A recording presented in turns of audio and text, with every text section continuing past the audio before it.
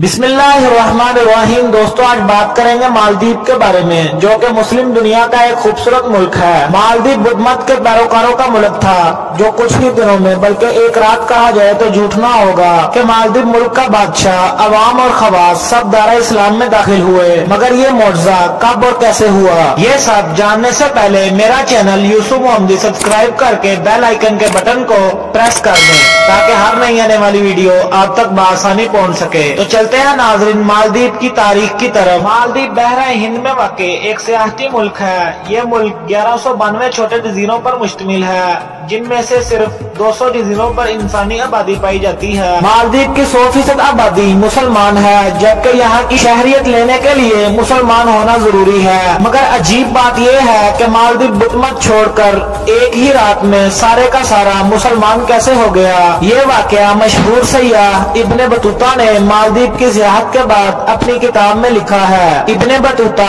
एक अरसे तक मालदीव में बतौर काजी भी काम करते रहे हैं। वो अपनी किताब तोहफतुन नज़ार फी गराइबिल अमसार व अजाइबिल अमसार में लिखते हैं कि मालदीव के लोग बुद्ध मत के पैरोकार थे और हद दर्जा तोहम परस्त भी।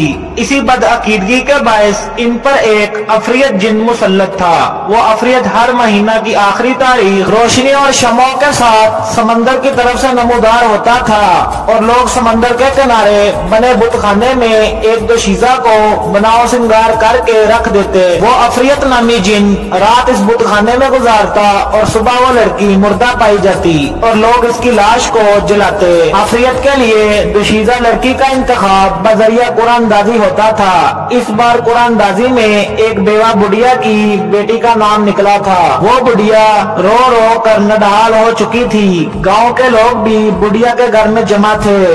दूर से आए इस मुसाफिर ने भी बुढ़िया के घर का रुख किया। इसके इस्तिफसार पर इसे सब कुछ बताया गया कि अफरियत के मजालिम कितने बढ़ गए हैं। मुसाफिर ने बुढ़िया को दिलासा दिया और अजीब ख्वाहिश का इजहार किया कि आज रात आपकी बेटी की जगह बुत खाने में मुझे ठहराया जाए। पहले तो वो लोग खौफ के मारे ना माने कि अफरियत नामी जिन गुस्सा हुए तो इनका अंजाम बद हो सकता है, लेकिन मरता क्या ना करता वो राजी हो गए। मुसाफिर ने वुजू किया और बुत खाने में दाखिल होकर कुरान मजीद की तिलावत शुरू कर दी। रात के वक्त जब अफरियत नामी जिन आया और कभी वापस न आने के लिए चला गया, लोग सुबह निहार बुत खाने के बाहर जमा हुए ताकि लाश जलाई जा सके, लेकिन मुसाफिर को जिंदा देखकर वो सख्ते में आ गए। ये मुसाफिर मशहूर मुस्लिम दाई, मुबल्लिग और सयाह अबुल बरकात बरबरी थे। अबू बरकात की आमद और अफरियत से दो दो हाथ होने की खबर जंगल में आग की तरह फैल गई।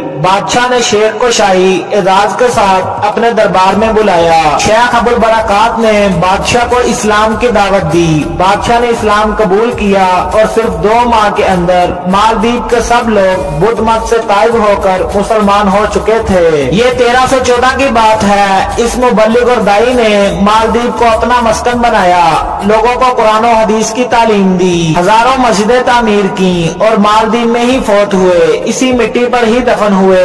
कहने को तो अबुल बरकात बरबरी एक शख्स था, लेकिन तन्हा एक उम्मत का काम कर गया। आज भी इनको बराबर अजर मिल रहा होगा। मजीद इस तरह की इस्लामिक और मालूमाती वीडियोस देखने के लिए मेरा चैनल यूसुफ मोहम्मदी सब्सक्राइब करें। मिलते हैं फिर अगली वीडियो में, तब तक के लिए अल्लाह हाफिज।